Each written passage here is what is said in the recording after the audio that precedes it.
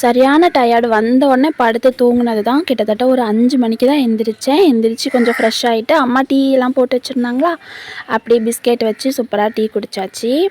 முருங்கைக்கீரை சூப்பு செய்கிறதுக்காக கொஞ்சம் முருங்கைக்கீரை மட்டும் அம்மா க்ளீன் பண்ணி கேட்டாங்க. நைட்டே அவிச்சு வச்சிட்டோன்னா காலையிலே குடித்தா ரொம்ப நல்லது அப்படின்னு சொல்லியிருந்தாங்க.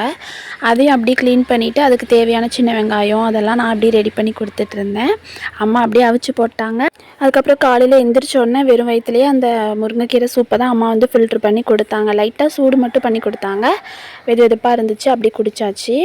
மார்னிங் அப்புறம் பிரேக்ஃபாஸ்ட்டுக்கு வந்துட்டு உளுந்தங்கஞ்சி செஞ்சுருந்தாங்க. அதாவது உளுந்தஞ்சாப்பாடும் துவையலும் செஞ்சுருந்தாங்க. சம்பா அரிசி போட்டு செஞ்சுருந்தாங்களா, அது கொஞ்சம் அரிசி பெருசாக இருக்கும். கொஞ்சம் தொண்டையில் தட்டுச்சு, ஆனால் நல்லா தான் இருந்துச்சு. டேஸ்ட் அப்படி சாப்பிட்டாச்சு. இந்த உளுந்த சாப்பாடு உடம்புக்கு அவ்வளோ நல்லதான். ஏன்னா இதில் வந்துட்டு கருப்பு உளுந்து சேர்த்துருக்காங்க. முதுகுக்கு அதுக்கெலாம் ரொம்பவே நல்லது அப்படின்னு சொல்லியிருந்தாங்க அம்மா.